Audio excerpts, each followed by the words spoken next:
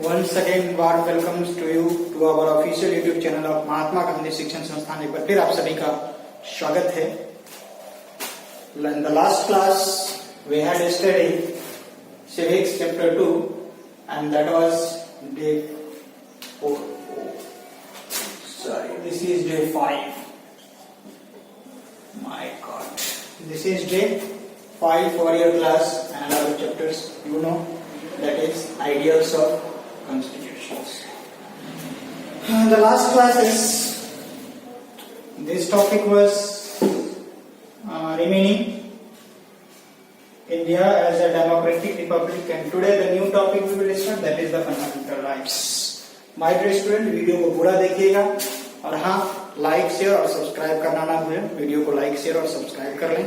Subscribe button के बगल में एक बेल आइकन होगी, बेल आइकन को प्रेस कर लें ताकि हमारे सारे वीडियो का नोटिफिकेशन आपको जाता रहे। पूरे वीडियो को देखने के बाद यदि आपको कहीं से कोई प्रॉब्लम होती है तो आप हमें कमेंट बॉक्स में जाइए, वहां से कमेंट कर सकते हैं। आप हमारे व्हाट्सएप से भी जुड़े हुए हैं, आप हमारे ब्रॉडकास्ट में है, वहां आप क्वेश्चन कर सकते हैं, कॉल कर सकते हैं, वहां आपका आंसर आपको मिल जाएगी।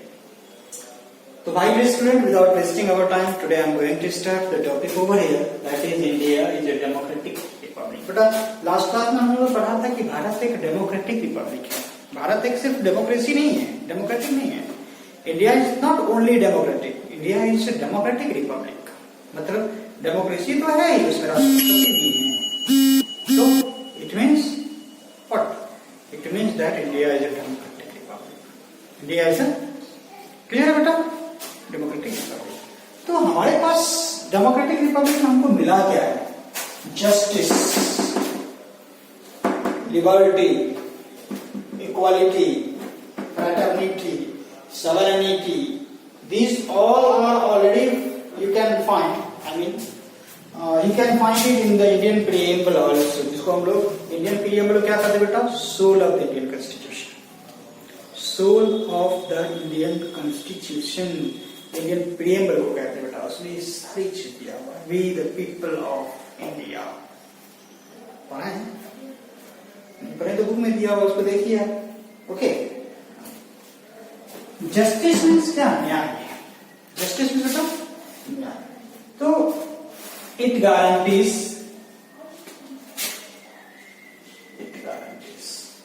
Justice and fairness.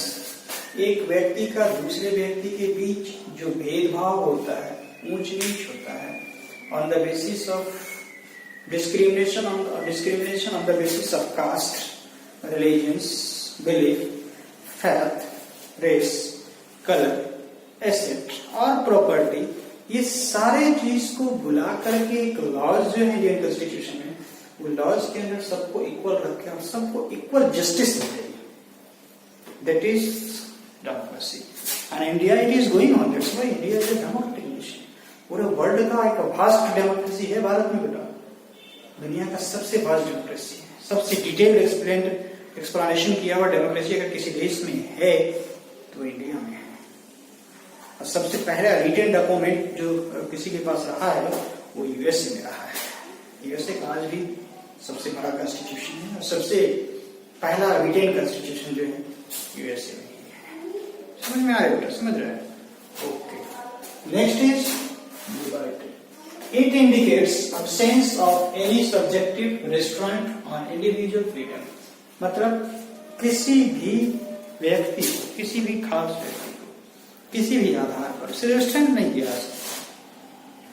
वो बताती है कि सारे के सारे लोग लिबरल्स होंगे, साम्यवाद, अच्छे होंगे, एक दूसरे के व्यूज को रेस्पेक्ट करेंगे, आपके व्यूज को रिस्पेक्ट किया जाएगा। Okay, that's the liberty. Equality मैंने कहा था, social equality, political equality, economical equality, ये सारी इक्वालिटी होना चाहिए। वैसे भी under the laws we all are equal. हमें लास्ट वीडियो में भी आपको कहा था कि our Indian constitution provide the rules and in India there is the rule of law and in that what is happening? We all are equal under the laws, we all are equal before the laws. Are you getting me? तो sir वो social equality हो, political equality हो या economical equality, सबको एक equal rights मिलता है इसके तहत या on the basis of this equality. It is also mention in the Indian constitution speaking, that is known as, क्या कहा था ये पीछे, सोल ऑफ द कॉन्स्टिट्यूशन. क्या कहते हैं बेटा, soul of the constitution. Okay, इसमें हम लोग को इक्वल अपॉर्चुनिटी मिलती है, समाज में इक्वल का समानता का दर्जा मिलता है, पॉलिटिकल कंपटीशन में इक्वलिटी मिलती है, किसी एग्जामिनेशन में इक्वलिटी मिलनी चाहिए. तो हालांकि कुछ एक्सेप्शंस भी हैं, लेकिन फिर भी वी ऑल आर इक्वल, सबको अपॉर्चुनिटी इक्वल मिल रही है. मतलब एग्जामिनेशन में बैठने की जो प्रक्रिया है वो सबके लिए इक्वल है, अपॉर्चुनिटी सबको इक्वल मिलती है. फ्रैटर्निटी का मतलब होता है बंधुत्व. फ्रैटर्निटी का मतलब क्या होता है, बंधुत्व. It indicates the spirit of brotherhood, भाईचारे की भावना को बढ़ाता है. हम भारत के लोग भारत को संपूर्ण संप्रभुत्व है ना, बंधुत्व. तो बंधुत्व that is fraternity, that is fraternity which is very very essential to maintain the unity of the nations, which is very very essential to maintain the unity of the nation. क्योंकि हिंदू मुस्लिम सिख ईसाई सारे खत्म हो जाएंगे, सारे आपस में भाई भाई. कविता पढ़ा है ना, हिंदू मुस्लिम सिख ईसाई हम आपस में भाई भाई. तो we all are Indian, not this is Hindu, this is Muslim, this is Christian, this is Islams, this is Jews, like that not. We all are equal, we all are Indian. That's why कुछ भी हो जाए हम लोग भारत के हैं तो भारतवासी हैं, not Hindu, not Muslim, not Sikh, not Jain, we all are Indian. वैसे भी हमारी इंडियन कॉन्स्टिट्यूशन ये अलाउ नहीं करती है कास्ट. भारत एक सेक्युलर नेशन है, धर्मनिरपेक्ष राष्ट्र है. भारत अपने आप में एक धर्म है, भारत अपने आप में एक धर्म है बेटा, समझ रहे हैं मेरी बातों को. भारत एक धर्मनिरपेक्ष राष्ट्र है, जिससे कि हमारे प्रिएम्बल में भी मेंशन है, India is a secular nation. मतलब धर्मनिरपेक्ष राष्ट्र है. यहाँ किसी धर्म को लेकर के बढ़ावा या उसके खिलाफ जाने की किसी को कोई अनुमति नहीं है. और अगर वो होता है ऐसा तो ये पनिशेबल है, ये ऑफेंस, दंड दिया जा सकता है, हमारे कॉन्स्टिट्यूशन में मेंशन है. समझ में आ गया. तो ब्रदरहुड आती है तो सब एक दूसरे को अपने भाई मानते हैं और देश को एक मानता है, मतलब सबके लिए एक देश होती है. और उस सिचुएशन में क्या होती है, ब्रदरहुड की भावना फैलने से यूनिटी बढ़ती है, भारत में एकता हो जाती है. ऐसा सुना था हम लोग ने, क्या अनेकता में एकता ही, अनेकता में एकता ही हमारी शान है. ये सुना था पढ़ा था पीछे हिंदी पुस्तक में. अनेकता में एकता ही हमारी शान है, इसीलिए तो भारत देश महान है, इसीलिए हमारा देश महान है. बहुत एक लार्ज वास्ट वैरायटी रहते हुए भी भारत में सभी मिलजुल कर रहते हैं, फ्रैटर्निटी. ओके, ये देश को की यूनिटी के लिए जरूरी भी है, हमारे देश में ऐसा होता है. Today the next topic is that fundamental rights. Fundamental rights मतलब क्या होगा सर? फंडामेंटल किस होता है बेटा? मौलिक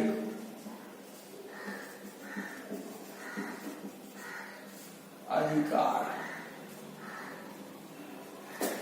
मौलिक अधिकार. सर जो भी फंडामेंटल राइट्स है, हमारा कॉन्स्टिट्यूशनल राइट भी है, ऐसा नहीं कॉन्स्टिट्यूशनल राइट नहीं है. अभी कॉन्स्टिट्यूशन में 448 अगर आर्टिकल है तो हमारी राइट्स और ड्यूटी दोनों मेंशन है उसमें, हमारी राइट्स और ड्यूटी दोनों बेटा मेंशन है. लेकिन उसके अलावे भी हमारे कॉन्स्टिट्यूशन में 448 में ही बाकी कॉन्स्टिट्यूशनल राइट के अलावे भी फंडामेंटल राइट्स दिए गए.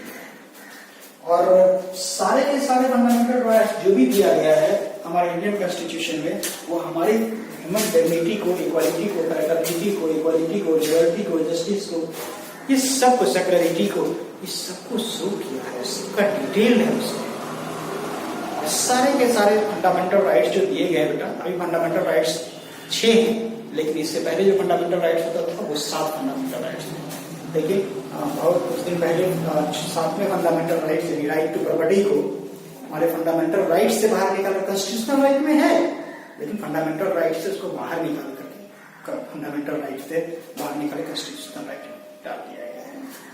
तो right now there are 6 fundamental rights and ये 6 का 6 फंडामेंटल राइट्स जो दिया बेटा वो सेक्शन 3 आर्टिकल 14 टू आर्टिकल 32 दिया हुआ है। आर्टिकल 14 टू आर्टिकल 32 मेंशन है। कितना मेंशन बेटा? आर्टिकल 14 से लेकर आर्टिकल 32 तक सिर्फ और सिर्फ हमारा फंडामेंटल राइट ही दिया हुआ है। किस सेक्शन है बेटा? इसको आप अगर सेक्शन नहीं पढ़ सकते हैं तो इसको पार्ट भी पढ़ सकते हैं। पार्ट आपको कहीं बुक में लिखा मिल जाएगा। Part 3 article 14 to 32। अब they all are justiciable, they all fundamental rights are justiciable, न्याय योग्य है और negation of any aggression of internal threats. मान लीजिए कोई आंतरिक धमकी मिल रही है, इंटरनल थ्रेट्स है, and fundamental rights except right to life and liberty are suspended. अगर कुछ केसेस ऐसा है जिस केसेस में हमारे जितने फंडामेंटल राइट्स हैं वो सस्पेंड हो जाती है, समाप्त हो जाती है। अब जैसे मान लीजिए याकूब मेमन, याशीन मलिक, इनको फांसी की पनिशमेंट दे दी सुप्रीम कोर्ट, लास्ट केसेस बाकी है। तो उस परिस्थिति में क्या हो सकती है? वो बोलेगा हमारा फंडामेंटल राइट्स है। फंडामेंटल राइट्स में बेटा right to life under part 3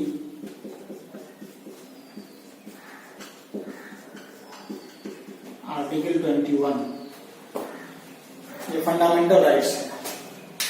और कहेगा वो याकूब मेमन बोलते या यासीन मलिक बोलते कि हमको जीने का पूर्ण अधिकार है जो हमारे इंडियन कॉन्स्टिट्यूशन हमें प्रोवाइड करती है अंडर पार्ट 3 आर्टिकल नंबर 21, इसीलिए हमको आप मार नहीं सकते। तब सर कैसे? आप जुर्म भी कीजिएगा, पनिशमेंट भी नहीं किया जा सकता है। तो सर इन सब केसेस में हमारे कुछ फंडामेंटल राइट्स जो उस पार्टिकुलर व्यक्ति के लिए सस्पेंड कर दिया जाता है। उस पार्टिकुलर व्यक्ति के लिए क्या हो जाता है? सस्पेंड हो जाती है, मतलब उसके लिए निरस्त हो जाती है। क्यों? क्योंकि अगर ये सब फिर इम्प्लीमेंट करेंगे तो ये नहीं चल पाएगी। बात समझ में आ रही? क्लियर है? तो फंडामेंटल राइट्स के बारे में जाना, देयर आर 6 फंडामेंटल राइट्स जो हमारे पार्ट 3 में दिया हुआ है। आर्टिकल नंबर 14 टू आर्टिकल 32 तक दिया हुआ है। सारे के सारे फंडामेंटल राइट्स जस्टिफिएबल हैं। साथ ही साथ फंडामेंटल राइट्स सस्पेंड भी हो जाता है। किस सिचुएशन में? एनी एग्रेशन की सिचुएशन में, कोई इंटरनल थ्रेट्स के सिचुएशन में ये सस्पेंड हो जाती है फंडामेंटल राइट्स। और जो कॉन्स्टिट्यूशन हमारी कहती है, लॉज या आर्टिकल, उसके हिसाब से फिर उसको पनिशमेंट दिया जा सकता है। ओके, पनिशमेंट नहीं भी दिया जा सकता है, अगर गलत साबित नहीं हुआ तो कैसे पनिशमेंट होगा। ओके, तो हम लोगों ने आज पढ़ा है फंडामेंटल राइट्स और बाकी का जो बचा हुआ टॉपिक था लास्ट क्लास का, India is a democratic Republic, उसको हम लोगों ने कवर किया है। आशा है कि आपको समझ में आई होगी। फिर भी यदि आपको कहीं से भी कोई दिक्कत लग रही है तो बेटा आप कमेंट बॉक्स में जाए, कमेंट करें। हमें आपके कमेंट का बेसब्री से इंतजार होता है। आप हमारे ब्रॉडकास्ट से भी जुड़े हुए हैं, वहां भी आप क्वेश्चन पूछ सकते हैं। तो मिलते हैं इसी चैप्टर में एक नए टॉपिक के साथ, एक नए वीडियो में। तब तक आप अपना ख्याल रखिए।